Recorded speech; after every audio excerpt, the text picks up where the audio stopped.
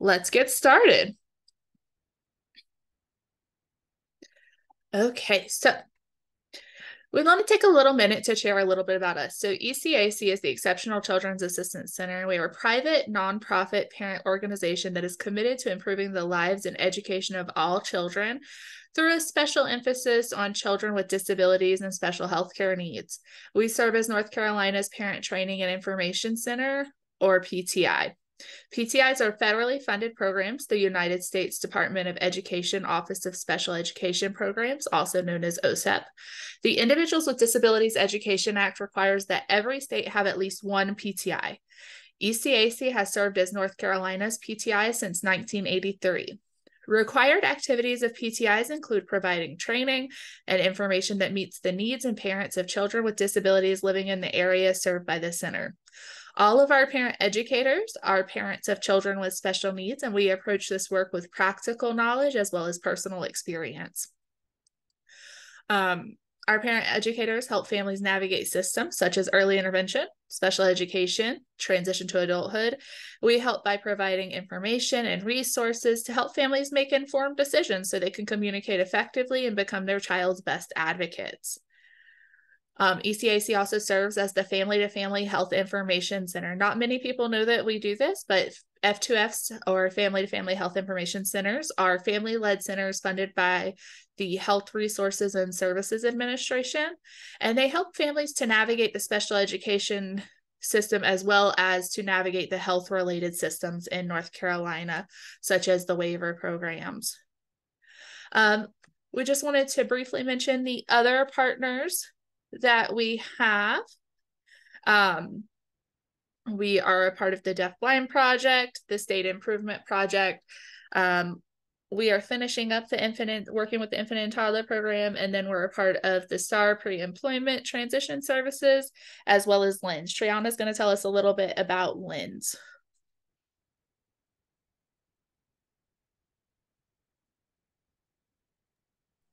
The focus of the LINS project is on the intersection of race, educational equity, and learning differences. LINS NC, or Learning for Equity, a network of solutions, seeks to improve the lives of 1 in 5 children who struggle with learning and attention issues, and the less than favorable outcomes for the ones who are low-income students, students of color, who face even greater challenges in our educational system. So I also want to tell you a little bit about the Deaf Blind Project. ECAC works in collaboration with the Department of Public Instruction and ECU, Eastern Carolina University, to provide a variety of supports and services that are designed to meet the unique needs of families with children who are both considered deaf and blind. These kiddos range in age birth through 22, and they also have resources to help those who are serving these kids. This project can provide one-on-one support, education, and leadership. We also partner with NC-SIP, which is the North Carolina State Improvement Project, and this is a program that is housed by the Exceptional Children Division in DPI. And they work to improve the quality and effectiveness of educational programs and instruction for students with disabilities. I also want to tell you a little bit about the STAR program. In the last year, we have started working with North Carolina's Vocational Rehab in partnership with Disability In to launch a pre-employment transition service, or PREETS program. This program is intended for youth with disabilities 16 to 21 who want to plan for a life post-high school. And it's ideal for kiddos who have IEPs or 504 plans, but have limited access to pre-ed services through their school. Some of the services that this program offers include job exploration counseling, self-advocacy, workplace readiness, as well as connecting with business mentors. Okay, so what are we going to do today? Today, we are going to identify the required members of the IEP team. We're going to list the components of the IEP, and then we're going to describe how present levels guide measurable goals. So before we get started, I want you guys to take a minute. To use this Mentimeter. You can scan the QR code, or I'm putting the link in the chat. And as I do this, you guys are going to tell me with an emoticon, what does the phrase IEP meeting make you feel? You could put any emoticon you want. I'm going to give you guys exactly 90 seconds. No, I'm just kidding. I'm going to give you guys about a minute. You can put up, it says word, but you can put an emoticon. I think it gives you the option to put 3.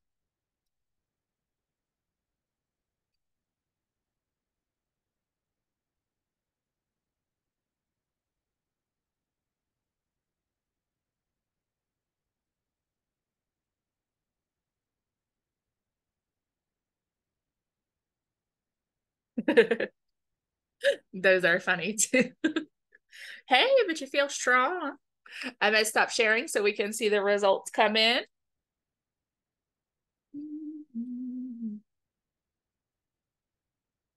Ooh, I'm excited. Nervous. First time next week. Those are it's scary, guys. Sometimes when these meetings come up, scaffolded learning.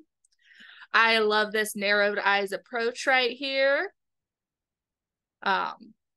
The eye rolling situation there. I like the one, I don't know what we call that, where it's like a grimace, you guys, with the teeth. But the biggest one is crying and the side eye face here. That makes me sad. I like the big eyes. Like you gotta like look, you gotta be in the know. Prayers. In the comments, write one thing you notice. What is the one thing that most of these have in common? Well, I get the PowerPoint back up.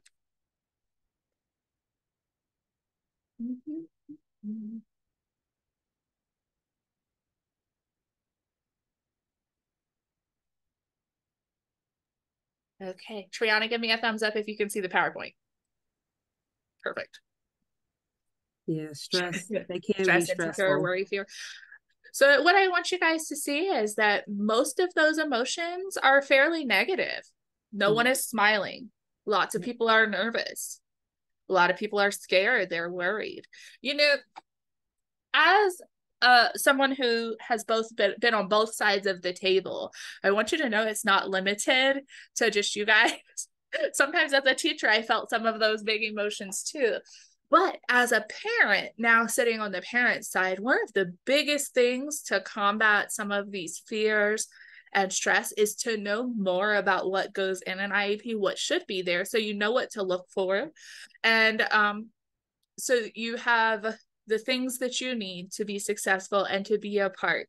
You know, we always say that parents are a part of the team, and the best way for you guys to participate is to have the knowledge and to know what you're looking at, because there's no way for you to know what you don't know. And so that is one of the reasons we like to do this presentation, so that we can tell you about the parts of an IEP, because when you're in an IEP meeting and you see them, it can be really overwhelming. Sometimes it's 9 to 21 pages, sometimes more. Don't worry, guys. I've seen some that are more than that. And that can be overwhelming and scary. So, who in the room can tell me what IDEA stands for?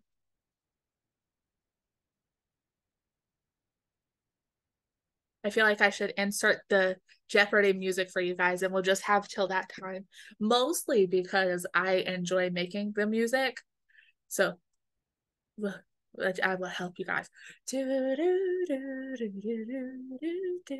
I didn't get to do it for very long. We've got wonderful people here, very smart and already telling us. So IDEA stands for Individuals Disability Education Act. This federal law is what has been put in place to protect individuals who need specially designed instruction, and it is where IEPs come from. Every school has an obligation, according to Child Find, to locate, identify, and evaluate any child with a suspected disability. So this slide shows the flow of IDEA and how it works. Starting at the top is the federal law. Remember, states can add to benefit the individual, but they cannot take away. So when looking at the federal regulations, these are the rules that outline to ensure states are following the law.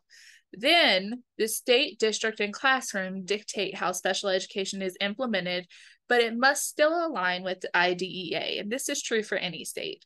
The policies you see in this last chart are specific to North Carolina, but every state still must follow the process as outlined by the federal regulations.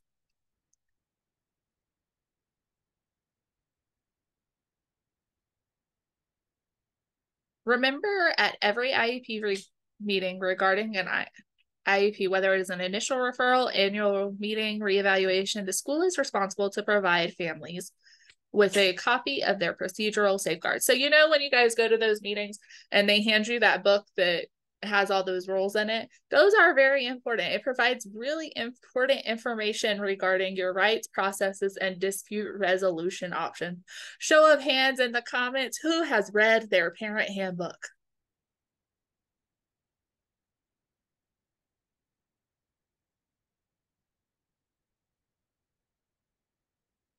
Let's see. I'm gonna put a heart if you have read it because it's easier to find than the thumbs up. Though I see some people raising their hands to show.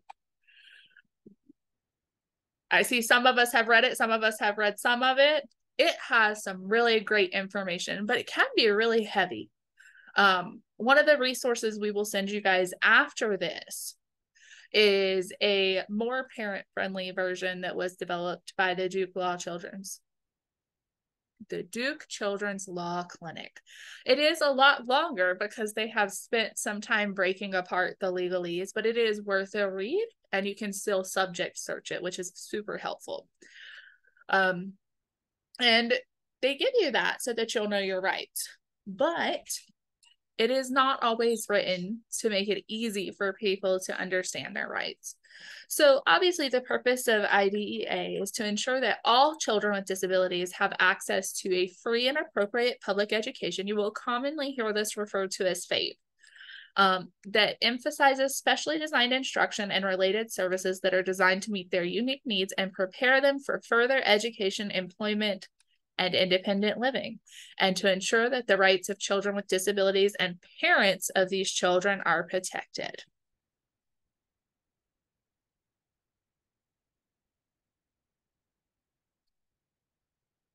So the evidence is that IDEA intended for both parents and schools to work together.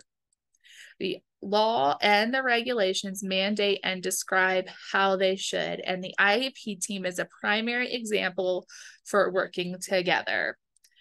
We recognize, and IDEA recognized, that strengthening the role and responsibility of parents and making sure that they are provided with meaningful participation leads to improved outcomes for students with disabilities. So, who's in the IEP team? Parents, student when it's appropriate, at least one regular education teacher, the special education teacher, the representative of public education or the local education agency. This is often the principal or the vice principal.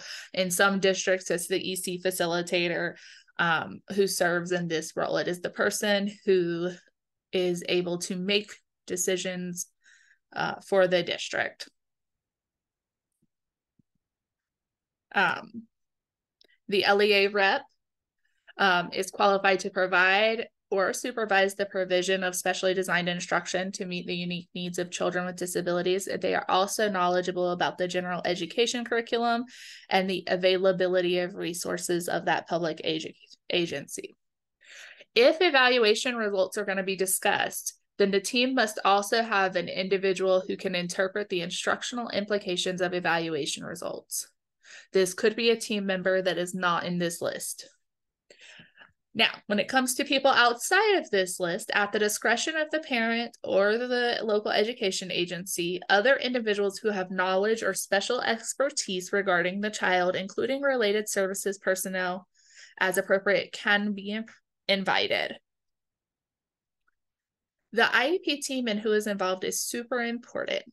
And these people are all required because they have an important role to play. When we're talking about accommodations, we need, especially if a kiddo is going to be in a general education setting, we need to have a general education teacher there to talk to. They can provide input on what is happening in the education setting, as well as what may be helpful for inclusion. Obviously, the special education teacher can talk about the kiddo and what they need, what they see, the benefit or value of pushing in versus pulling out, as well as how services may need to be implemented.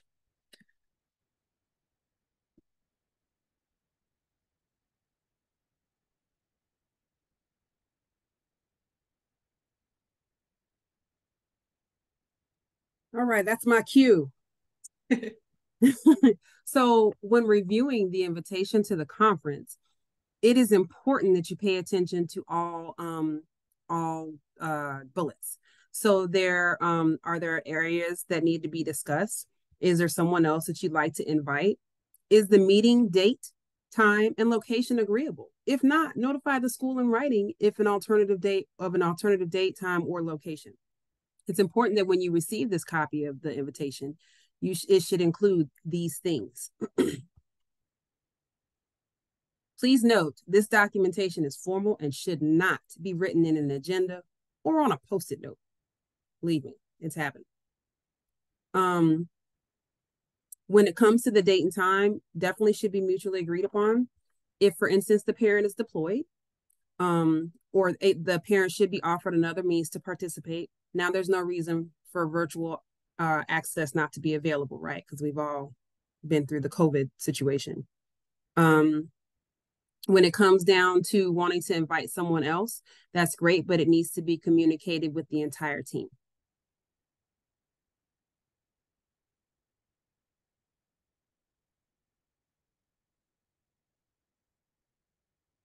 What to do before the meeting can make a big difference in how effectively you can participate in the process of developing your child's IEP. So remember when Anastasia mentioned earlier about how confident you feel and how calm it makes you feel when you know the information? Here is a perfect example. So we have an IEP checklist, and it goes through what you can expect for an IEP. Then we have participating in the big picture. Painting the big picture. Painting the big picture is a form that it helps you summarize the characteristics, the strengths, the weaknesses of the student, so that they're not student 1, 2, 3, 4, 5, 6. They are Cody Jones. Then the IEP roadmap. The IEP roadmap is an example that we provide on our website that actually lets you see a template of an IEP.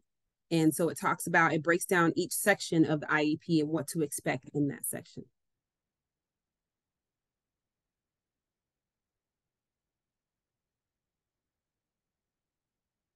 Some key components of the IEP are the student's profile, means the strengths, parent concerns, and parent and student vision.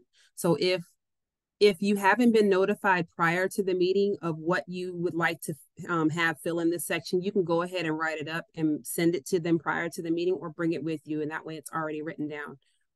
Present levels of academic and functional performance. That is what the student is, according to the data, where they're at now. Considerations of special factors, the communication, assistive technology, or behavior. Measurable annual goals. So-and-so will do such and such with so-and-so percent in a number of trials. Least restrictive environment, that helps determine where the placement is. We want the child to be in an environment that allows them the freedom to be relaxed and capable and supported. Description of specially designed instruction and related services. That is what how the frequency, the time, and the duration. So they will receive speech services 30 minutes 3 times a week. That's an example of that. Supplementary aids, services, accommodations, and modifications. That's what you'll know happens in testing. So some tests some students need read aloud. So read aloud, student will receive read aloud services, headphones will be provided. That's an example under that category.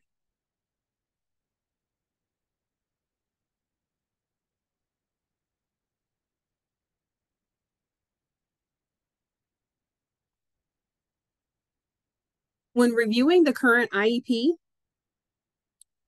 these are three major questions you need to determine when making the IEP. Meeting with the IEP team is important to look at the current IEP. It's also important to review the data to ensure that the student is making progress, that goals are accomplished. It's important to also look at the areas which still need a little bit more work, as well as the current accommodations and supports. Are they still appropriate? If so, great. If not, then they need to be adjusted. So if you're not seeing any growth, number one, did your child make progress? If you're not seeing any growth, the discussion needs to happen as to why and what you can do to change that in order to help the student gain increase in their percentages. Were the goals accomplished? If the goals were not accomplished, maybe you need to look at how to revamp them. If they were accomplished, now we need to determine a more challenging goal for the student. What needs more work? Where are you seeing weaknesses? If you're seeing weaknesses and you're not seeing growth for the student, that's what needs more work, and you have to figure out how to make that happen.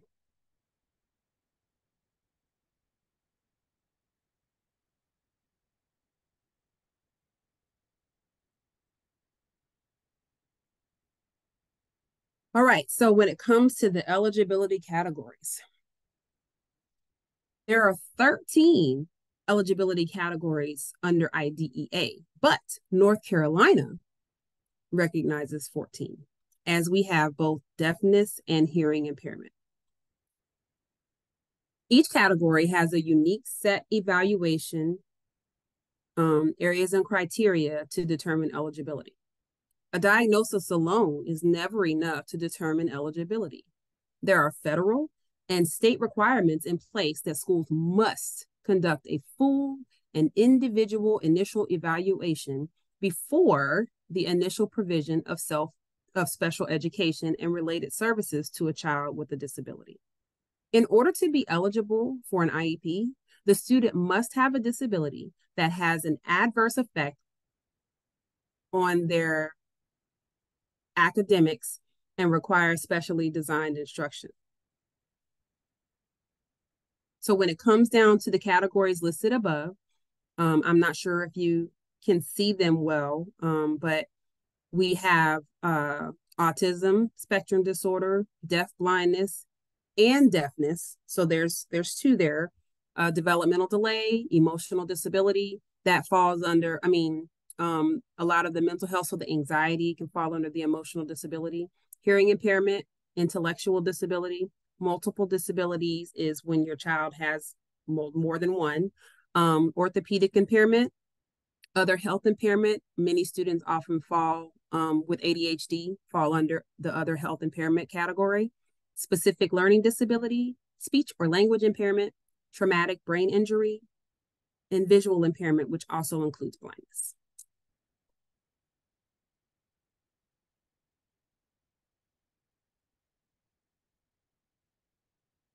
Student profile. It is important for you to have an understanding. When you go into this meeting, student profile needs to be ready to go. And that's where the painting the big picture comes in. It's a great tool to help you develop the student profile. What are your students' strengths? What are your concerns? And what is the vision for your students' future? And what is your students' vision for their future? Because they may not be the same. The team should consider input from everybody, the parents, teachers, about the child and how their current abilities can be utilized when developing the IEP. When it comes down to the parents' concerns, they should reflect all of the parents' concerns regarding their child's academic and functional performance. I got to a point where I would write a summary of how I felt, and then I'd read it in the IEP, but I'd also prepare it prior to the IEP and give it to the person who was leading the meeting, because that was the information that I wanted in the profile. My son had 2 diagnoses. He had ADHD and he had autism. His IEP was based on his autism, but it was important to me that his ADHD was recognized. So in my profile, I talked about him having ADHD. So that was a part of his strengths. That was a part of his summary and his strengths and my concerns. When it comes down to the parents' vision for the future, we see statements like, I want my child to be happy, which is great. But let's switch gears to future planning. Do you want your student to attend college, learn a trade, or maybe become a successful business owner, live independently? Like, what do you foresee them actually doing in the future? Because that helps us, the team members, determine the goal, and we know how to focus the IEPs. This information should be shared. You know, remember, one of the core purposes of IDEA is to prepare students for future education, employment, and independence. The IEP is a vehicle to get them there.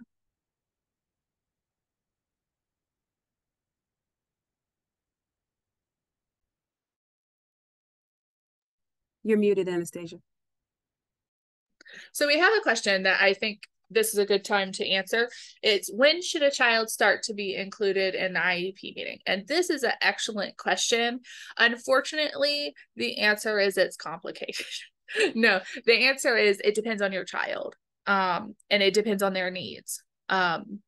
Some children do not wish to be included. I would strongly encourage you to include them still as much as possible. For example, I talked to a family recently where kiddo doesn't necessarily feel comfortable sitting in front of all those adults to give his opinion, but he will sit with parent to write down some concerns, some suggestions, things that are going well, things that are not. They are required in high school to start inviting your kiddos. But kiddos don't have to attend and they can decline. However, we do want kids to be good advocates later for themselves. And we want that for both their typical and non-typical kiddos. But while kids have to be invited, when they're later in high school, like when they're 14, you can include them earlier. If you have a older elementary kiddo or a middle schooler that you think it should be involved, if they have something that they need to say to the team or suggestions for what would work, or even if you just have them come a couple of minutes, at the beginning and want to say a couple things about how it's going, it is totally appropriate to do that. That is really your choice. May I jump in? With my son, he hated the meetings. I just want to share an example. He hated them. He didn't want to go. He didn't want to be a part of it. I would sit down prior to the meeting and ask his opinion. And we also have like a student dream sheet on our website, but it really helped him get his voice be heard. He didn't like being in the group, but he did want to speak up. That was his way because he didn't like being with the adults. So it was really helpful to have him write down what he wanted. And sometimes I'd even record it. And that way they could hear his voice and hear it from him and know that it came from him. And I'm not just some crazy parent who's making decisions on behalf of their child. But we would do a recording so that they could hear him say, this is what I want. This is what I need. And then he still didn't have to be there. So you have options.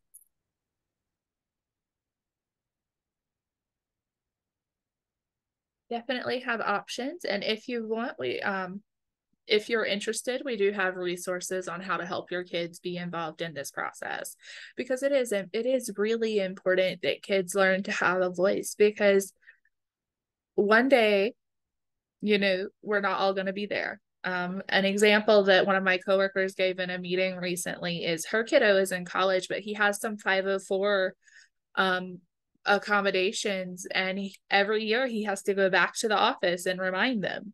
And that's one way he has to show self-advocacy. So he has to have those skills to be able to go there and tell them, hey, this is what I need. This is why I need it. And so it's important that we are building these skills in our kiddos. Okay, now we're going to start talking about my favorite thing. So I have a favorite word that is associated with present levels and goals. It starts with a D. Can anybody guess? If you can guess my favorite word in the chat, I will be super impressed. While we're thinking, let's talk a little bit about, thank you. You guys are the best. Data is my favorite word. Triana, will you write down to add the dream sheet to the resources that we're going to send out after this? Okay, Sure will. so present levels of academic and functional performance. I want to take a moment just to pause and say, you see how it doesn't just say academic, it also says functional performance. That's really important. Sometimes we see teams only want to focus on academic goals, but functional performance is important too. And if you have trouble with that, you can definitely give us a call and we'll help you guys with that.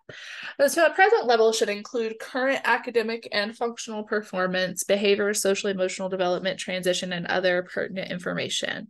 All areas assessed should be addressed and a determination should be made as whether the data indicates that area is in need of specially designed instruction. So teams should complete this section by providing current information from valid data sources, as well as descriptive information from each of these relevant areas. Now, a good present level is going to have several types of data: observational, numerical. We should see that our IEPs are data driven. You should be able to read that data and come to the same conclusion as the team. Now, this can include, in these relevant areas, can include behavior, social, emotional development, transition, reading, writing, all the things. All areas assessed, obviously, you have to determine whether they're in need of specially designed instruction. And then the IEP should develop these present level and goals then for each area that they say you need a specially designed instruction in. Wow. So academic areas can include written expression, math calculation, reasoning, reading, comprehension, basic reading, listening comprehension, fluency, and oral expression skills.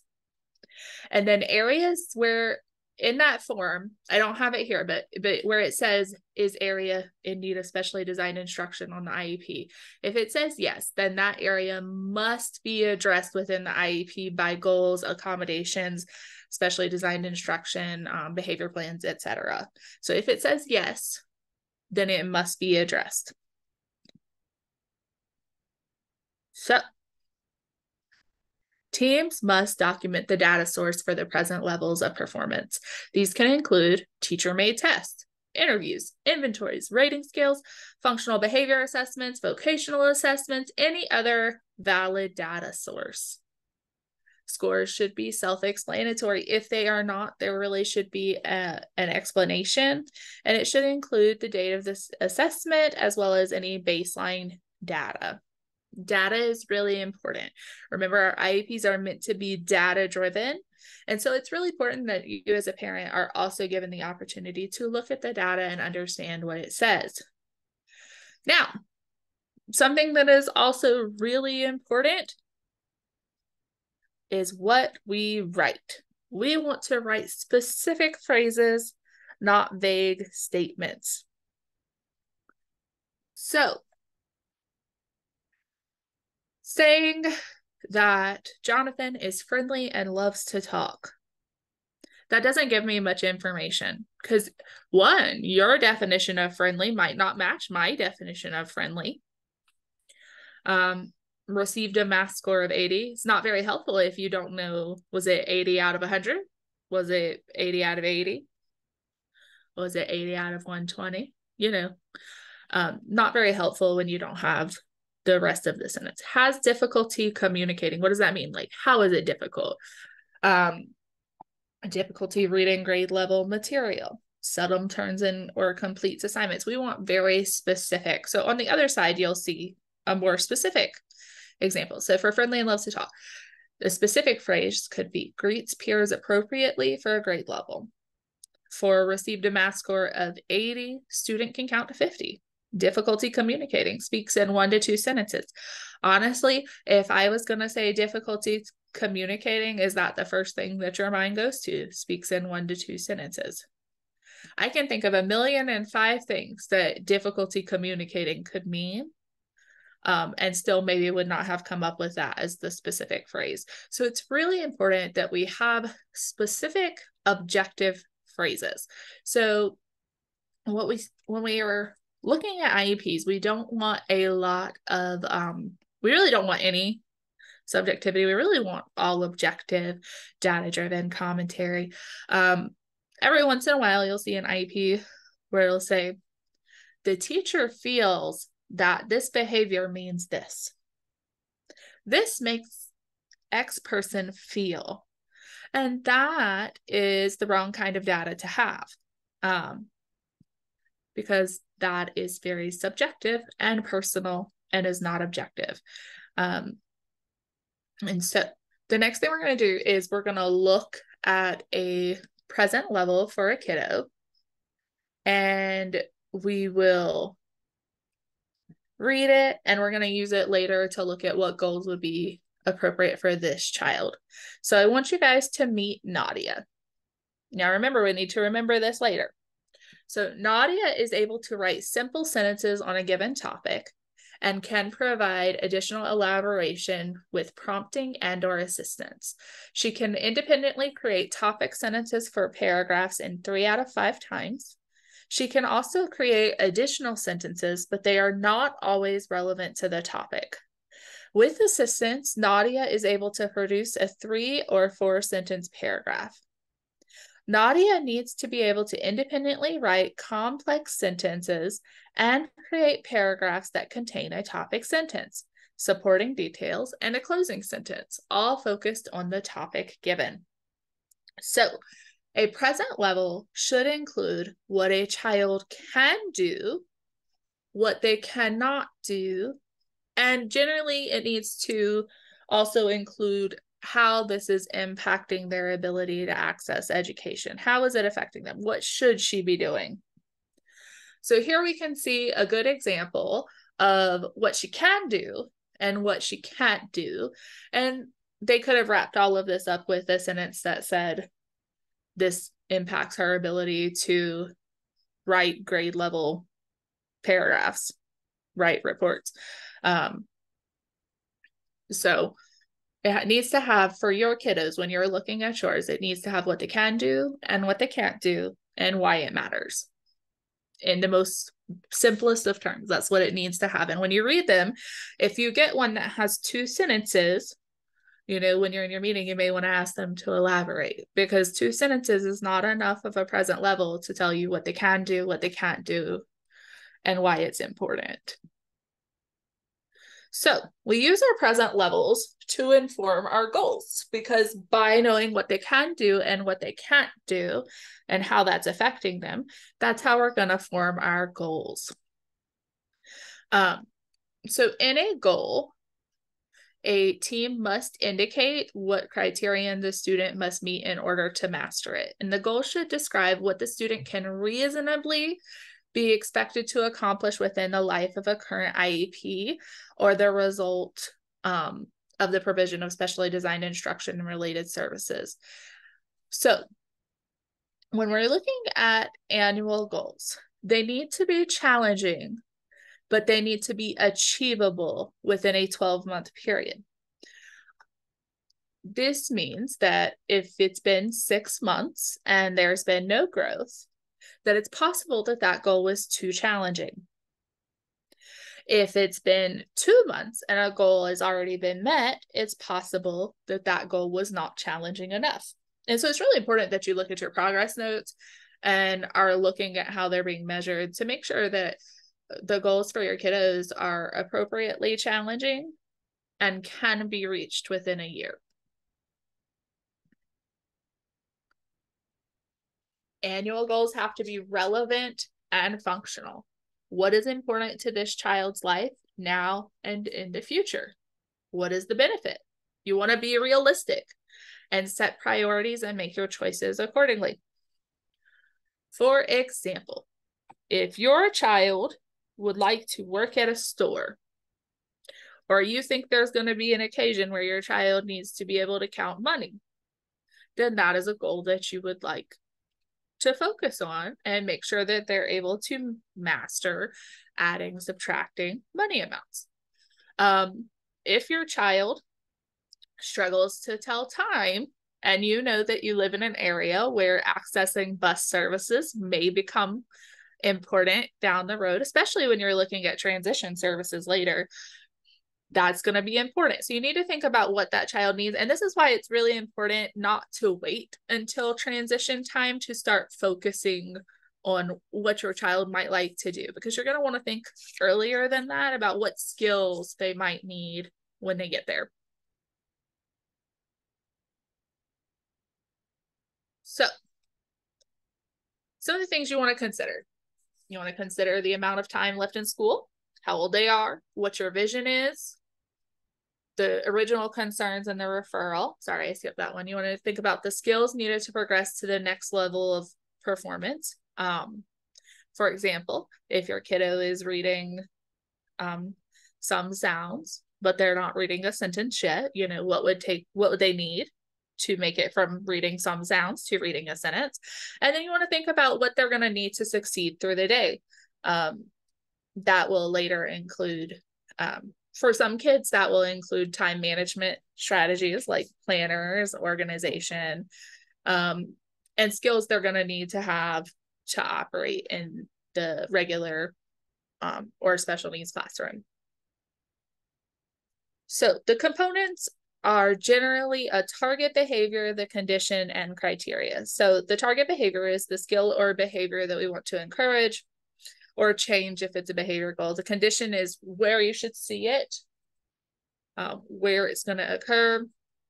And then the criterion is the level of performance. That's where it says 90% accuracy in 4 out of 5 times. We're going to briefly look at benchmarks and objectives. Not every district uses them, but we want to make sure that we include them so that you guys can look at them. So benchmarks could be major milestones. Like for some districts, this is the goal overall. And then it's broken down into smaller objectives. And then these typically have a time associated with them. For example, I've seen by March, child will be able to do this at this criterion level. Both define progress towards meeting the annual goals. And these are only required for children who take alternate assessments aligned to alternate achievement standards. Not every child has these, and while it says required, you're still not always going to see these.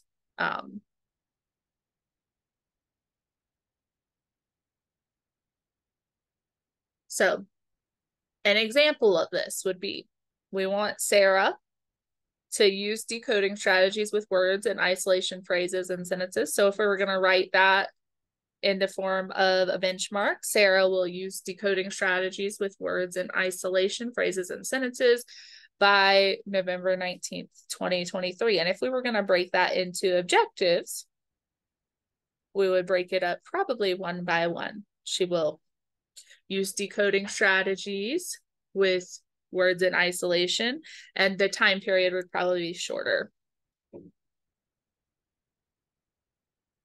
So these are, like I said, these are just breaking their goals into smaller teachable steps, and then they're going to build on each other. We can't break apart, for example, with Sarah, we can't break apart doing it with longer phrases until we can do it with words. So we're basically giving them little stepping stones to help them get there. Some school districts do this for all of their IEPs, and then some do not do it for any. So, but if it's a goal that's like compounded with multiple skills, it's certainly something that you should consider asking if they'll break it up, because it will not just help you in looking at the data, it will help them. Because when there are 2 skills listed in one goal, it can be very difficult if they're supposed to do this and this with this percentage of accuracy. And so objectives can be very helpful then. So back to our friend Nadia. As you'll recall, she needs some help with writing paragraphs. And so here we have highlighted the different parts. So the condition is given a prompt during weekly classroom writing time. Nadia will. So every week, she's going to be given a prompt. And she's going to independently write and edit for proper use of writing conventions, which is going to include spelling, punctuation, capitalization, a 4 to 5 sentence paragraph, that contains a topic sentence, supporting details, and logical sequence with sufficient elaboration with 80% accuracy on 4 out of 5 trials. So every week she's going to have to write this paragraph, and it needs to have all of those things in them. So how are we going to do that? Does that look like a goal that maybe we should break down into objectives? What do you guys think?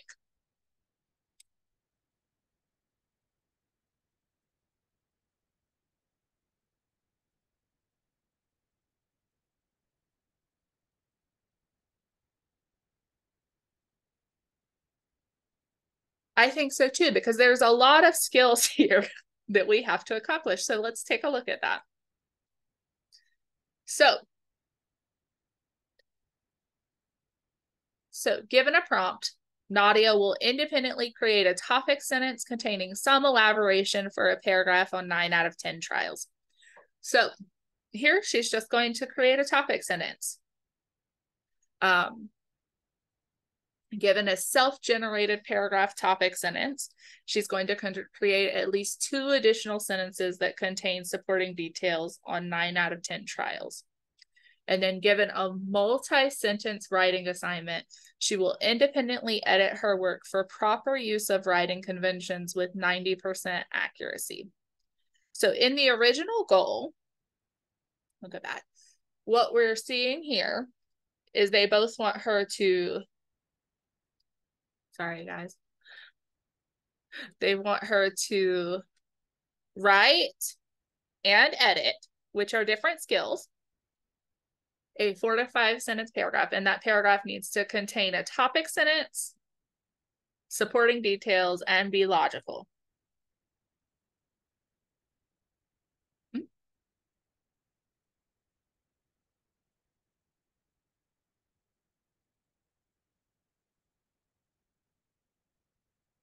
So we're going to break that up into itty bitty pieces. These will make it more measurable and will make it easier to work on because we're working on one skill at a time. Some people will add timelines to here.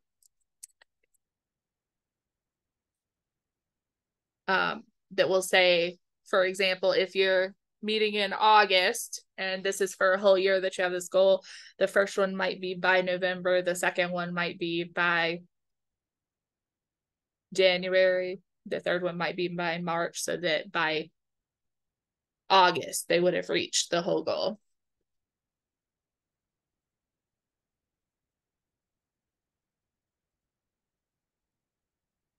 So this is another example of a goal they could use for Nadia and different objectives. So given an assignment, Nadia will write a multi-paragraph essay appropriately using 3 of the 4 types of sentences on 4 out of 5 trials. Now, my hope is when we're looking at Nadia, we're thinking this is the next year, right? She spent the first year learning how to write 1 paragraph. This next year, we're looking at writing a multi-paragraph essay appropriately. And so this year she has some different objectives. So given a list of sentences, she's going to label the 4 types of sentences with 90% accuracy. Given an assignment, Nadia will write acceptable examples of each of those types of sentences. Given a sample paragraph, she's able to label the parts of a paragraph. And given a topic, she's able to write a paragraph using 2 of the 4 types of sentences. Now, do you think that these objectives will allow Nadia to reach her goal of writing a multi-paragraph essay? What do you guys think?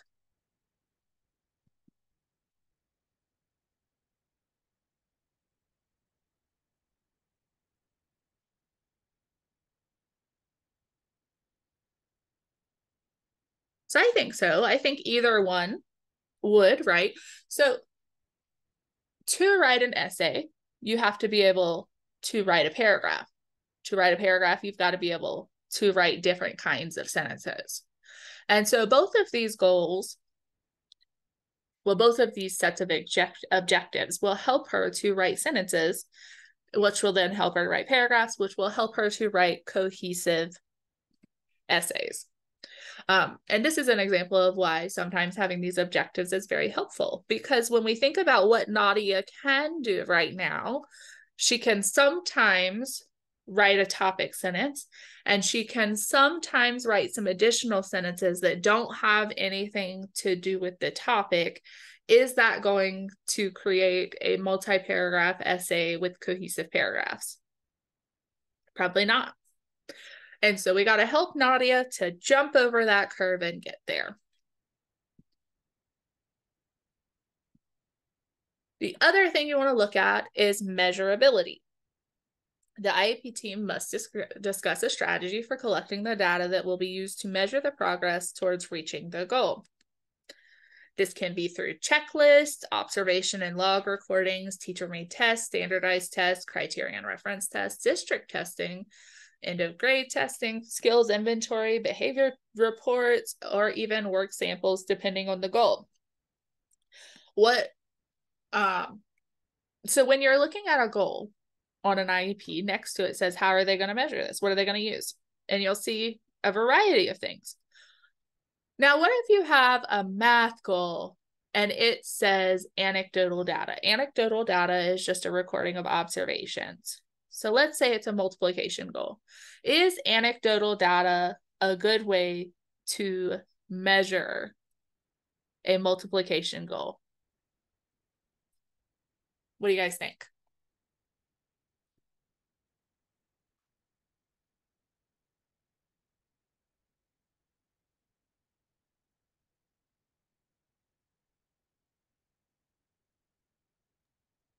Come on, don't be afraid. It's okay.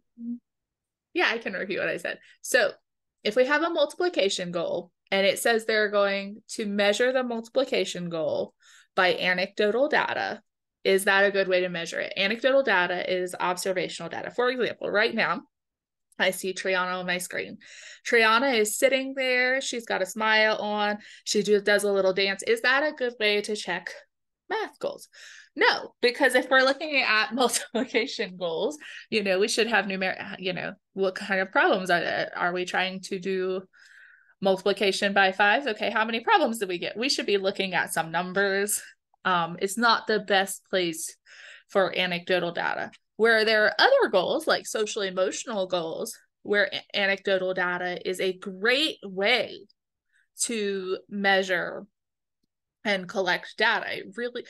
It's really important that you look at what they are, because sometimes I think people are just in a hurry and they put the same things and they're just moving along. But the other reason you need to know what's there is because if you say, we're going to keep the multiplication because it's what's on my brain right now, you guys. But let's say that your goal is a multiplication goal and the way we're data collecting is work samples. If I have questions about what my kiddo is doing, then what should I be able to ask the teacher for? I should be able to ask for copies of these work samples. So if it says data sheets, I should be able to ask for copies of the data sheets. If it says a formative or informal assessments, I should be able to see the data.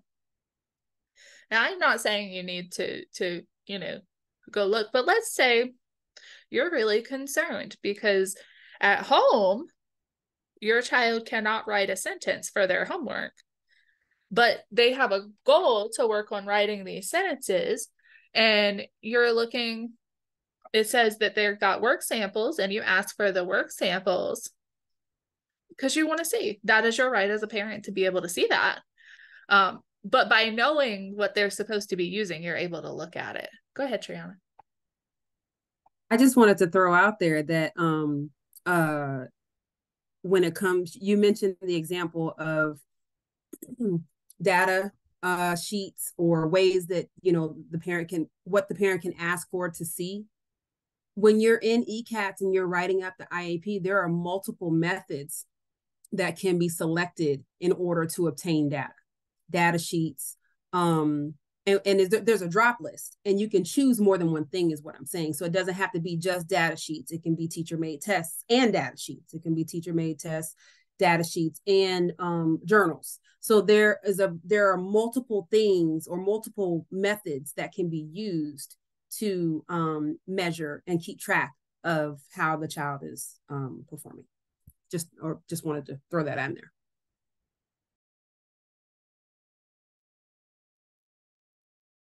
Thank you for adding that, Triana. So I want to talk to you guys a little bit about related services. Here are some examples of related services, and while I go into a little more depth on this, if anybody can think of any other related services that aren't listed on this slide, why don't you go ahead and pop that into the chat? Some examples off the bat are transportation, assistive technology, parent counseling and training, teacher training, therapies such as speech, physical, occupational, etc., orientation and mobility services for students with visual impairments, and the list goes on. So the related services must be considered or at least discussed for each goal in the IEP. And the question that the team really needs to ask themselves is, will related services be necessary in order for the student to make progress on this goal? One of the examples of related services that I wanted to highlight is parent counseling and training. This is oftentimes overlooked, but it can be so essential depending on what the child's goal is. Another example could be language facilitation, if necessary. It really just depends on the child that you're serving, and it needs to be individualized. Okay, thank you. Next slide, please. So this font is a little bit small. I hope you guys can see it. We'll dive into assistive technology. So what is assistive technology? It's any piece of equipment or item, whether acquired commercially, off the shelf, modified, or customized to be used to increase, maintain, or improve the functional capability of students with disabilities. That's a little bit vague, and that could mean a lot of things. So assistive technology service should be written into the IEP. Some of those services include starting with an evaluation and then providing training or technical assistance whenever necessary. An example of that would be an AAC communication device is only as useful as the user is able to use it. So the training must be provided to the student and then of course, to the teachers to be able to implement that piece of technology. And it can be pretty broad as well. On the next slide, I think we'll go into a little bit of depth about that. So there's a whole array of different types of assistive technology that can be used. They're not all high tech like the iPad or the Tobii Dynavox. We also have low tech assistive technology that could be as simple as earplugs, a magnifying tool, even a beanbag chair. So it depends on what goal it is that we're trying to support and what the student's individual needs are. Some of the more high cost or high tech technology are things like listed up here as a braille writer, iPad or computer, electronic communication tools. And these are going to be based off of what communication needs that the individual has and should also be based on data that's collected on their progression towards their goals and based off of their present levels and where we're trying to get.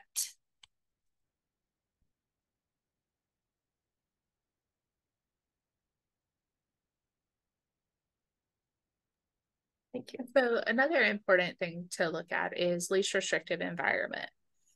To the maximum extent appropriate, children with disabilities, including children in public or private institutions or other care facilities, should be educated with children who are non-disabled. Special classes, separate schooling, and other removal of children with disabilities from the regular educational environment occurs only if the nature or severity of the disability is such that the education in regular classes with the use of supplementary aids and services cannot be achieved satisfactorily. it is helpful to have regular education teachers walk the IEP team through a typical day at that grade so they can consider whether the student can successfully participate with non-disabled peers for each segment of the day. And then have conversations about resource and self-contained. So questions you're going to want to ask. What does a typical day look like for same-age peers? What support does the student need in order to participate in those activities? What support does a teacher need? Exactly. We want general education teachers to paint a picture for parents about what does a typical day look like in traditional fourth grade, so that they can tell us, so we can think of, one, what accommodations might a child need? Is that the best setting for this kiddo? What will they need to access that environment? Sometimes the LRE for a student is going to be the general education classroom. For others, it may be resource or self-contained settings. Removing a student with disabilities from the general education environment should only occur when the nature of the disability and use of supplementary aids and services cannot be achieved satisfactorily in the general education environment. So when they're not able to be educated in that environment. If the use of supplementary aids and services do not adequately support the student in that setting and they need increases in participation of special education, and they need settings away from their non-disabled peers, this may increase the amount of special education time they're getting, and it may lead to what is considered more restrictive settings. A student with disability should not be removed from his or her age-appropriate general education classroom solely because they require modifications to the curriculum. We need to consider the potential harmful effects on the child or the quality of the services that he or she needs when we're thinking about least restrictive environment. For example, for speech services, especially articulation services, a lot of times kids need a quiet place where they can produce those speech sounds. And so oftentimes that cannot be done through push-in services. Placement options can include, but are not limited to, regular setting, resource, separate settings, separate schools, residential, home, or hospital. Each LEA or local education agency must ensure that a continuum of alternative placements is available to meet the needs of children with disabilities. The continuum would include these options. In some districts, there are levels of these as well, different types of separate classrooms, different types of opportunities. And then LEAs must also make provisions for supplementary services to be provided in conjunction with regular classroom placement. In determining the educational placement of a child with disability, including preschool children, each LEA must ensure that the placement decision is made by the IEP team, which includes the parents and other persons knowledgeable about the child, the meaning of evaluation data, as well as the placement options, as well as conforms to the LRE requirements. The child's placement on the continuum is determined at least annually and is based on the child's IEP. Unless the IEP of a child with a disability requires some other arrangement, the child is educated in the school or that he or she would attend if non-disabled. If the child cannot be educated in the school he or she would attend if non-disabled, they should be educated in the school that is closest to their home.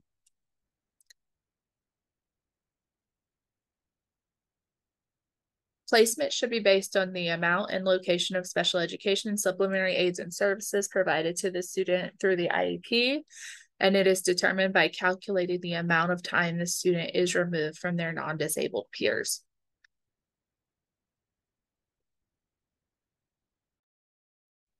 Thank you. So, as Anastasia mentioned, accommodation should be used to the maximum extent possible to support a student's learning in their least restrictive environment. Accommodations, it's important to note that they don't change how a student accesses the information. Oh, excuse me. Accommodations are changes in how a student accesses the information or demonstrates their learning. They don't substantially change the instructional level or the content or the performance criteria. We'll learn a little bit more about some examples of accommodations. Next, please. So here are some examples of accommodations. Accommodations can be relatively broad, and if you're looking for more support around that, I would encourage you to reach out to ECAC or visit our website. We have some documents that outline some sample accommodations and the reasons why they have been shown to be effective. But again, this will vary for each individual student based off of their need. One example that I like to highlight is extended time on assignments. That doesn't change the content or the child's ability to demonstrate what they've learned. It just gives them more time to put it on paper. The format in which they're receiving their instruction, such as pre-printed notes for individuals who may have a difficult time writing things out, or those who have a visual impairment and can't see the board as well as others. These are just a few, and then there is a lot more, which we will touch on in just a moment. Some of the most important accommodations and where we focus our time on at ECAC are those testing accommodations.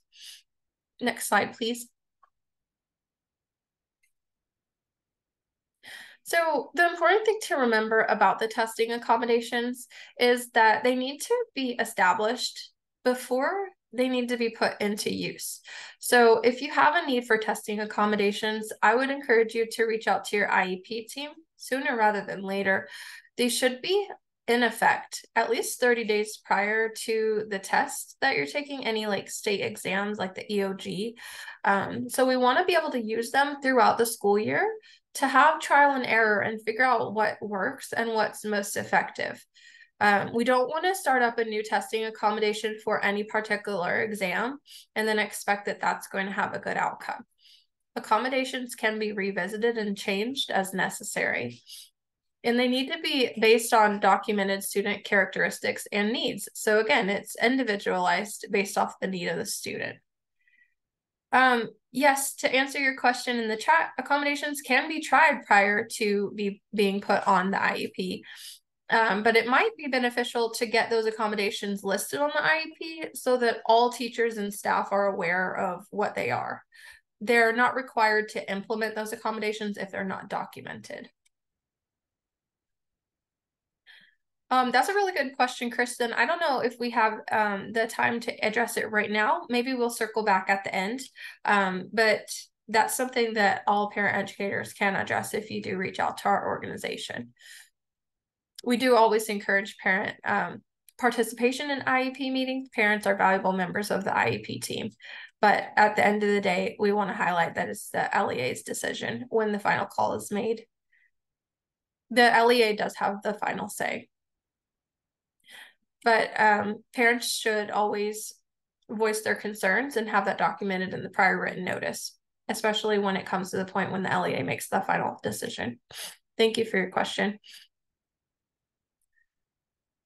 So anyway, some of the implementation specifics for those testing accommodations should be noted. Actually, all the specifics should be noted.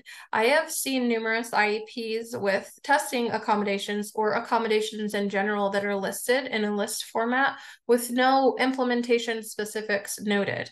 The reason why this is important is because if a substitute teacher or anyone new comes to meet your child and serve them, they need to know the meaning of these accommodations and how they're designed to be used. How much extended time? Multiple test sessions? Do we stretch that out over a couple of days? The implementation specifics should outline exactly what is intended to be known by anyone who's reading the IEP and not leave any room for guessing, because that would inevitably end up in a miscommunication. Thank you, Triana. So here are just a few more examples of what some accommodations could look like. Read aloud is the one that I really enjoy talking about. Read aloud can be used across different subjects. The one thing that we remember read aloud cannot be used for is testing and reading comprehension.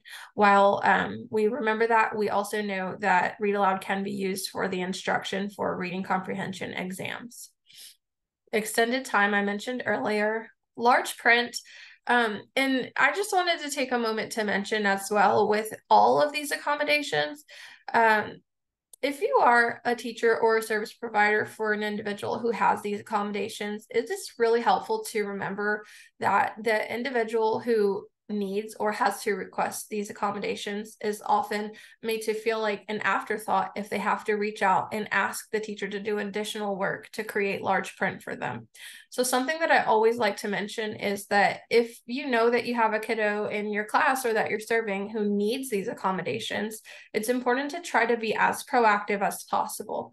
It's difficult to need these accommodations, and it's that much more difficult to have to speak up and ask for it on a regular basis.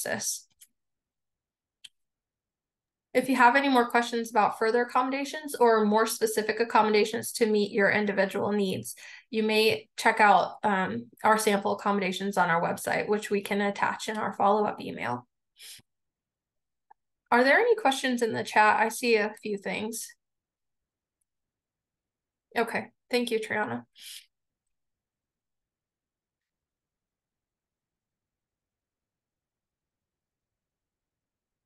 Okay, so we go on to talk about modifications. And modifications differ from the accommodations because the modifications do actually change the content. It's important to note the differences between accommodations and modifications. So modifications can change what the student is expected to learn and the way that they're expected to demonstrate that knowledge.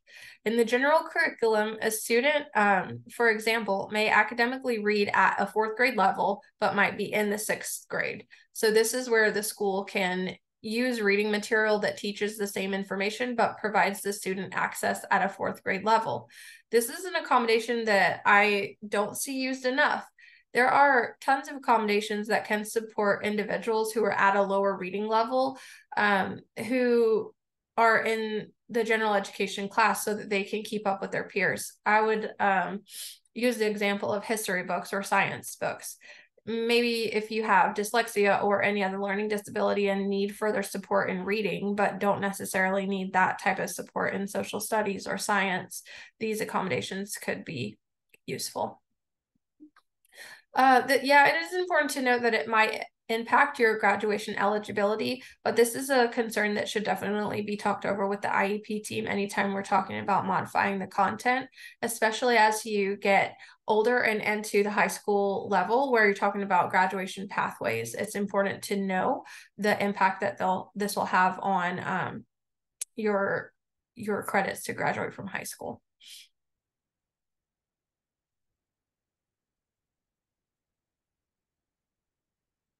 Okay, so what do we need to do differently for this student?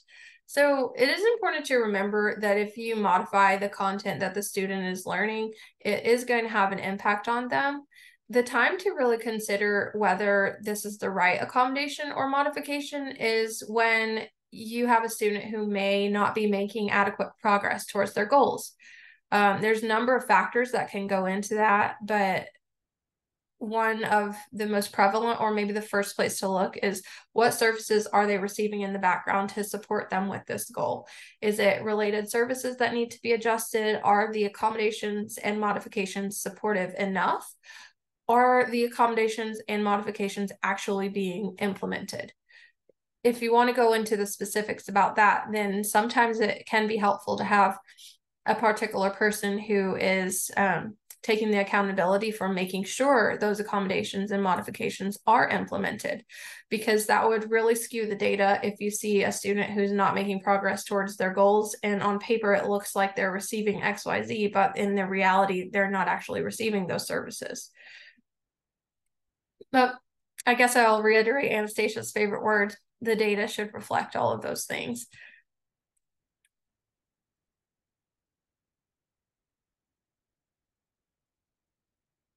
Okay, I'm going to pass the mic over to Ms. Triana. Thank you. All right, so when it comes to some of the reminders, because we've talked about a lot of stuff. So IEPs, well, remember there are always options and choices, okay? We understand that schools do not have to provide an ideal program, or as parents put it, what is best. Anastasia taught me this in a recent webinar. We as parents want what's best for our child. However, what needs to happen is what is what's the word you used, Anastasia? I think it was appropriate. There we go. What's most appropriate for the student. So you have to keep in mind as a parent, what you want may be the best, but it may not fit the criteria for what's appropriate. So just kind of keep that in mind and come into the meetings with that type of attitude versus you know, being digging your heels in, if you will, because what you may feel is best may not be appropriate to meet the needs of your child. Schools, but schools do have to meet I'm gonna try that again. But schools do have to meet the students' educational needs in order to provide FAPE, which is what I was saying about appropriate. And that goes back to free and appropriate public education. Next slide, please. Oh, wait, no, let me go back. I want to go into a little bit of depth. Because this kind of goes to the question someone asked in the chat. IEPs are intended to meet the unique needs of the student, so specifically, and that's why it's called an individual plan. The IEP team is not limited to a list of supports. So if there are only, if it would help the student to try something different, that team is actually obligated to try, because we want to make sure that the student's needs are being met, okay? It doesn't have to be a cookie cutter system where every child has this goal, every child has this accommodation. We actually need to meet the needs of the student. No generalizations about what can and can't be done at a particular age or grade. So just because the student is in this particular grade doesn't mean that they can't have this particular accommodation. You're in 6th grade, you struggle or read at a 3rd grade level. Why wouldn't you not be able to have read aloud assistance in the classroom? The book, for instance, in the classroom, the novel that you're using should be accessible to you in an audio version if needed, because you still need to be receiving the information. The students may have needs that go beyond their category of eligibility. So for instance, if the student has autism, okay, most often autism is seen, for my son specifically, autism was seen more as a social deficit. He struggles socially. That doesn't mean that he could not benefit from having one-on-one or having a student helper in the classroom to work with him one-on-one. Be specific when documenting supports. Anastasia talked about specificity and general versus vague and being specific. We need to narrow it down, be direct, and get straight to the point, and make adjustments as needed. We all know about the response to intervention, or MTSS. If this doesn't work, then let's try something else, because we want to make sure that the student is supported. Okay, now I'm ready for the next slide.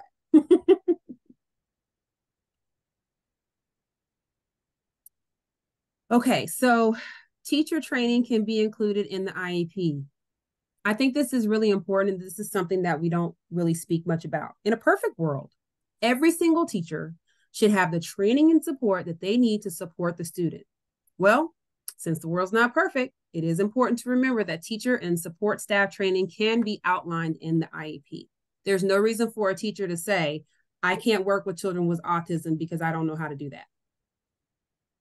That means that that teacher needs to be trained in how to work with children who have autism.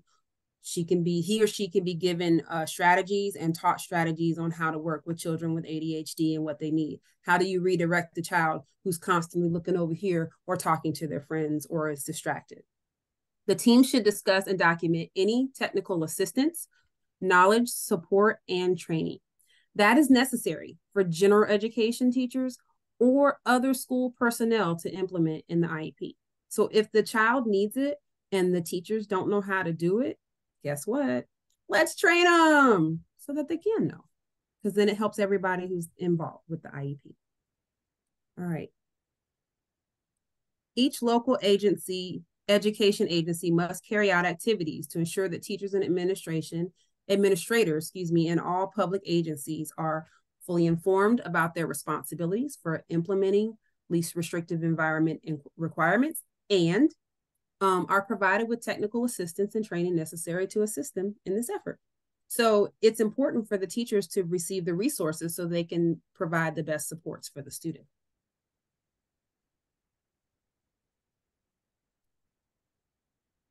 Progress reporting. Parents will receive reports on their child's progress toward annual IEP goals at least as often as report cards are issued. The more frequent monitoring of a student's progress might be a good idea if a significant change has occurred or is expected. So, for instance, if there is a placement change that's being considered, the medical or health status changes, implementing a major new program or strategy, parent deploying, those are major life changes. And so, especially with the deployment, the child has to make adjustments at home. So it's helpful for the school to make adjustments because the child is dealing with, the removal of a parent.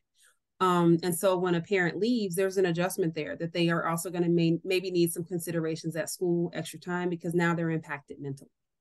And if you can't meet their mental needs, how are you going to help them meet their academic needs?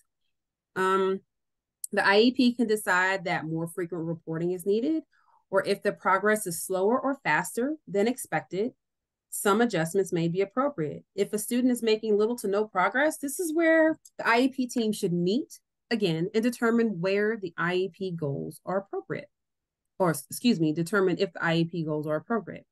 The team may also consider conducting a reevaluation to gather more information to develop and implement an IEP that truly supports the student's unique needs. There's nothing wrong with coming together and meeting. You can have meetings can be called as many times as needed in order to make sure that the child is supported.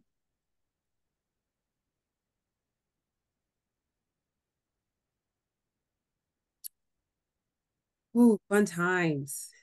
Extended school year, also known as ESY. So extended school year, these are services that must be necessary in order to provide faith. These usually happen when there is regression or recoupment is required, meaning there's been an inability to regain already learned skills in a reasonable amount of time, which is typically about 6 to 8 weeks. Services are beyond the normal school year. They're in accordance with the child's IEP, and they're at no cost to the parent. So these skills are also necessary to prevent jeopardizing ongoing benefit from the school student's educational program. Critical skills that the student is just beginning to demonstrate, emerging skills, or window of opportunity.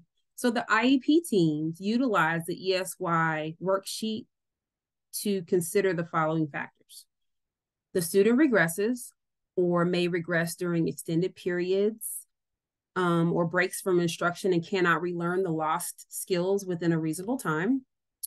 The benefits a student gains during the regular school year will be significantly jeopardized if he or she is not provided with an educational program during extended breaks from instruction.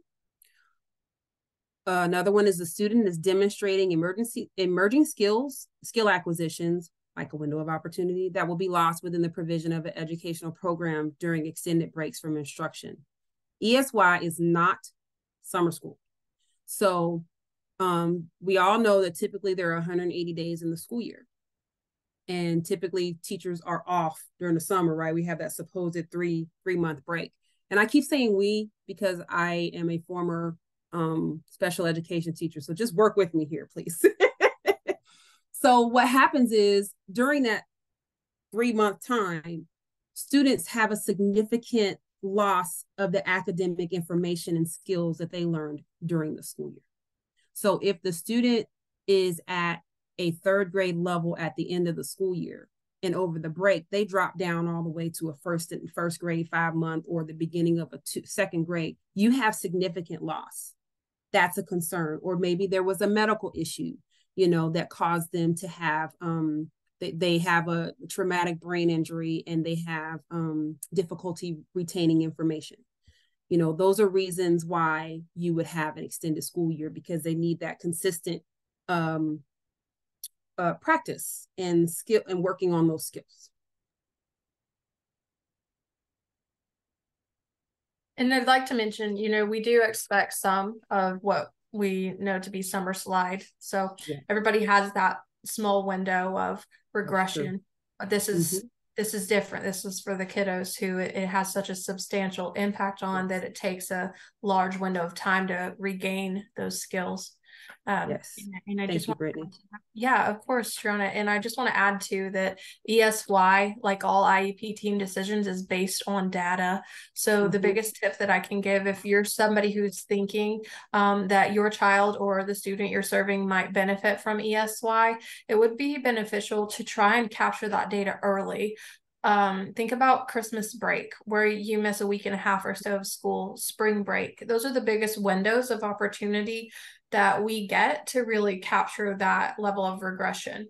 So if there is a skill that was emerging before spring break, then you'd want to have that data collected and progress monitoring so that you can revisit it after the break and see what happened there. If you're a parent who isn't quite sure about that, you might consider mentioning it to the team so that you can make sure that you have access to that data. Next slide, please. Thank you so much. So sometimes we get stuck. And like I mentioned before, when decisions are made and we're not all in agreement, it does come down to the LEA's final decision. That is their role in the IEP meeting. But one tip that I really like to give parents is it doesn't hurt to ask for a trial period. You can ask to try a new option or a new way of doing things or a new accommodation or a new related service for a period of time, and see if it has the effect that you're looking for, or see if it does help the child progress towards their goal. Instead of just saying yes or no, you can document a trial period in the prior written notice. And then, like Triona said, the team can always gather again for another meeting, an addendum meeting. It could be short or virtual, just to discuss the results of that period of data collection to determine whether this whatever trial excuse me that we're doing, whether it was effective or not. And sometimes that can be an easier way to get through the decision-making process if there are two parties in the IEP team that disagree. We can try to identify the reasons for why an individual might be refusing. Sometimes schools have more information than we as parents know about. Maybe there's a reason why they're saying no. It might be a valid reason, or it might be something that the team could make a different decision on if there were different people at the table. Are all the required members of the team there? Are the people who work with your child towards that particular goal at the table to weigh in on the decision making? So we need to remember that our discussion should be accurately and thoroughly documented in writing.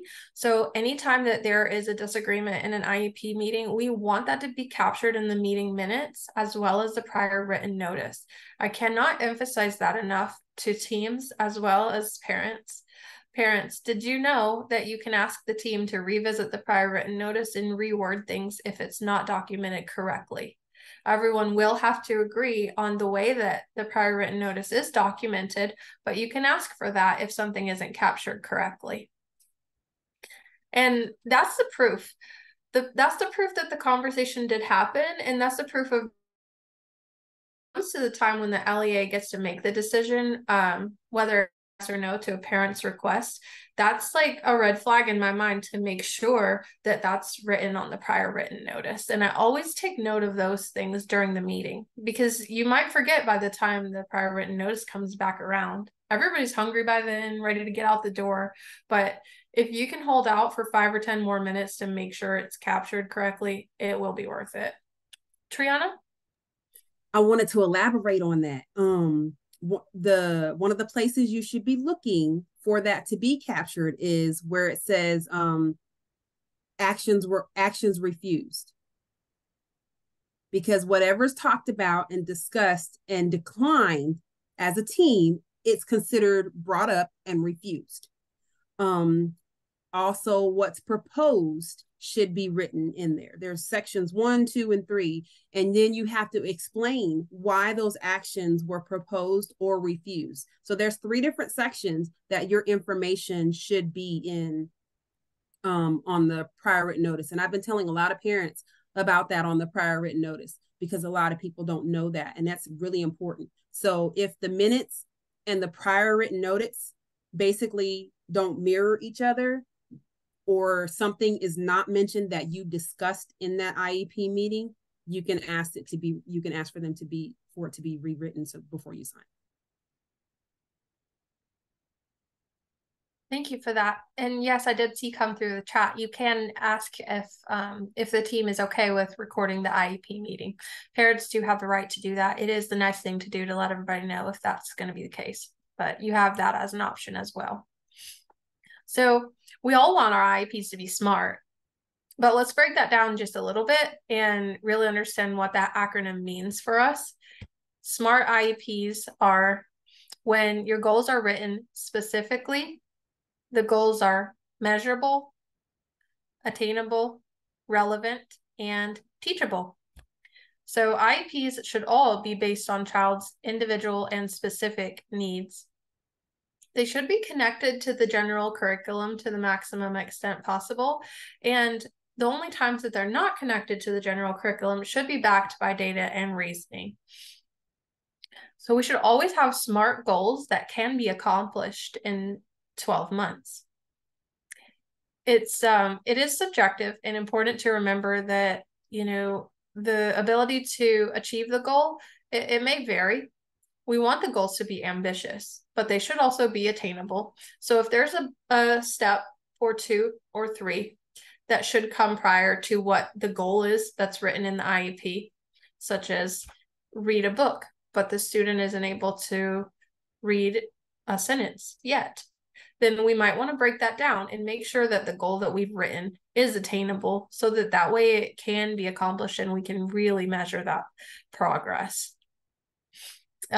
We want to just revisit and make sure that we're placing high expectations, but attainable expectations, and using research-based interventions and as much as we can. And when it comes to any interventions that we're using, make sure that they are backed by research and vetted. Okay. So in just a moment, I am just going... a second. Oh, so there's a question really quick in the Q&A that says, aren't refusals by the LEA and rejections are by the team? And that is not exactly correct. So a refusal is different from options rejected. Refusals are specific to parent, guardian, student requests that are refused at the conclusion of an IEP team meeting. So those refusals, based on what a parent or a student requests, are listed in this refuse section. Now, rejections are things that the team considered, and they're in the box before that where it says explain why the agency decided to do that, decided not to do that, and what did they use. So when we're talking about rejections, what did we talk about and why was it rejected? What reason did we have? You'll see sometimes teams will write that they rejected not doing not writing the IEP because they didn't talk about anything. But refusals are very specific. It is just if a parent proposes something and they are supposed to justify their reason for why they did not pursue that. And you can make sure to ask questions like that before signing the prior written notice. The team should be available to answer questions so that you're comfortable with what you're looking at. It's really important that you stay for their prior written notice. There are school districts that will say, hey, we're just doing the summary of decisions. You can go ahead and leave. We'll include this in your bag. But once you have left the room, it is harder to amend anything in that document. Yes, you can write a statement that says, I disagree with X, Y, and Z, and you can attach it. But if you're in the room, you can say, hey, this is when we talked about this is not how it came across. And I just want to make sure that I understand correctly. And that we are leaving, the table with the same understanding of what we agreed to. And so while it is more time consuming because they're repeating more or less everything that you just did, staying and going through that document can be really beneficial in making sure that everybody at the table has pretty clear understanding of everything that happened. Thank you for elaborating on that. So we have quite a few moments left that we can open up a Q&A. Triana? Before we go, I wanted to comment on the, there was a question about 14 and when to invite. So while y'all are doing the poll, you can hear me. ECATS will not allow you, well, they have it set up now where if the child will turn 14 during the life of the IEP, so that year of the IEP, if the child turns 14, it will generate an invitation for that child. So when you create the invitation, you'll notice, or when they create the invitation, whoever's creating the invitation, you'll notice that it prints out a whole bunch of papers and you're like, what's going on? One of those invitations is for the student. It might be for, mom, it might be for dad, whoever, or the grandparent, whoever the guardian is, but one of those invitations will be for the student. So, and that's also when they start doing the transition information. And we kind of talked about the student dream sheet and future course of study and things like that. So just be mindful that the student will be invited. Now, we've already discussed that, they don't have to come, but they will be invited if they turn 14 during the life of the IEP. Yeah, that's such a good point. Thanks for bringing that up. And while you guys fill out the poll, it looks like we have about 52% participation. We're going to be hanging out here for a while. So you guys can feel free to drop any more lasting thoughts or comments, questions into the chat. And I want to thank you so much for the time that it takes to fill out this poll. While we are a federally funded organization, our funders just really like to see that what we're doing is useful and helpful to you guys. So I appreciate the time that it takes for you guys to give us a few answers, and your feedback is valued by us.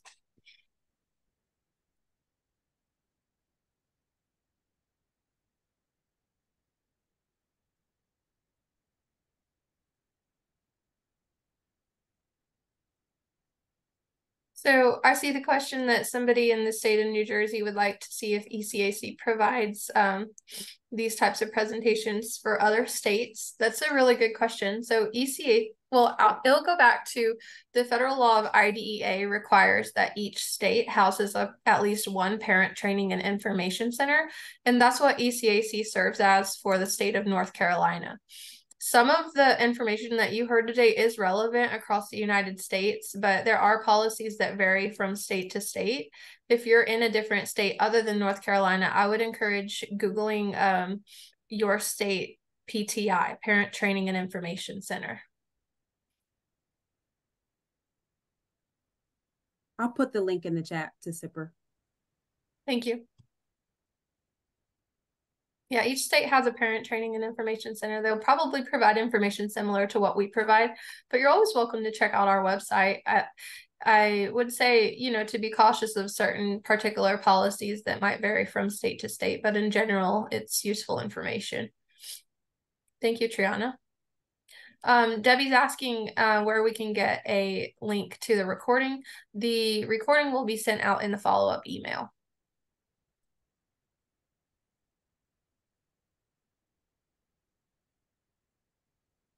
Yes, to answer your question, Tina, is it okay to add to the present levels during a review? Yes. If you're reviewing the IEP, teachers and service providers can add information to the present levels. The important thing about present levels is that they should reflect the student at this present time. So that information is constantly changing and being updated.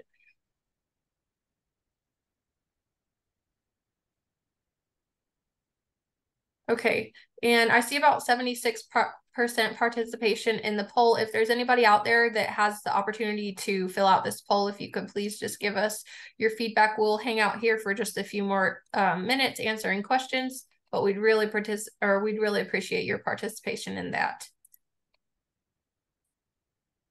Other than that, I want to thank everybody for being here. I know that it's getting later on in the evening, but I really appreciate you guys hanging out with us, spending time with us this evening.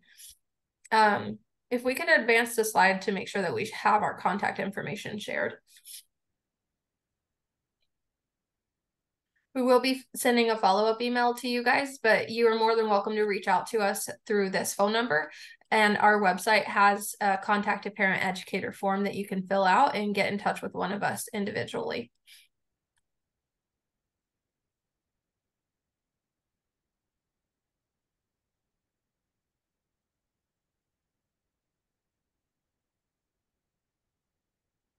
When you say extended teaching sessions, do you mean for the kiddo, or do you mean that the teacher has extra training? If you include some more information, we can answer your question a little better.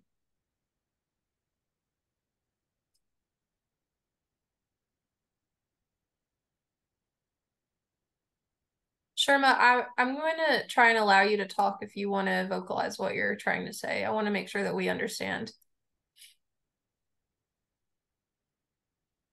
Okay. You should be able to unmute yourself. Good evening. Can you hear me? Yes. Okay, thank you. So I was asking about that session that you were discussing about the extended educational offers, I guess like over the summer months or so for the student to be able to catch up if they need some remediation. Yes, ESY or extended school year. Okay, and so in a case where a child is not in a public school system, would that also be an option if they were in a non-public school? Are they in a private school or a charter Correct. school? A private school. So a private school doesn't have the same obligations that a public school would have, and they're not obligated to follow an IEP or provide supports. Obviously, you can ask your private school what they're willing to do to work, and really, it's hard for us to give much information about that because every private school is different in what they're willing to provide. Right, but some won't provide anything, and then some will do accommodations that are almost close to an IEP, and so it's highly variable. Okay, so more specifically, would I be able to get those services in my public school district, even though my child is in a private school? Probably not in the way of academics. Sometimes the district can provide related services such as like speech therapy, occupational therapy, physical therapy. But in general, if you are enrolled in a private school, the majority of the time it would be difficult to achieve those academics at a public school. Thank you.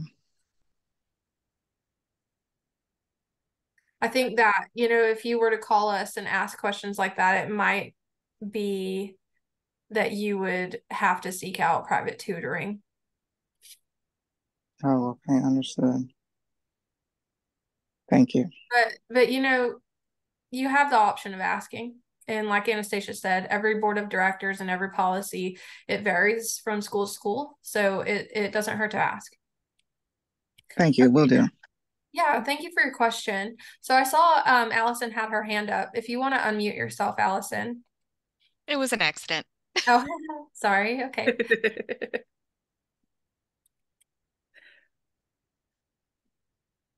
Well, we have about 10 more minutes if anybody else has any questions. If not, you guys are free to go. We will send a follow-up email tomorrow with resources. some of the ones we talked about tonight, and then a few extra ones for you guys to look at. That will also have our contact information, so you guys can reach out with specific questions as well. Yeah. Thank you guys again for your time. I know it's late in the evening and you guys have your families to get back to, but I really appreciate you being here with us. And I also appreciate that 100% of you participated in our poll. That's so helpful. Yeah. It almost never happens, so that's an achievement.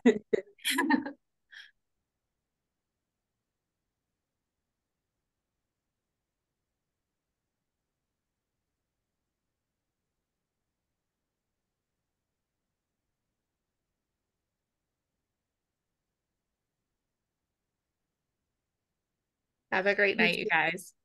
Have a great night. You're very welcome. And we will also include a link to our event calendar for everybody to take a look at what's available there. Mm. Okay.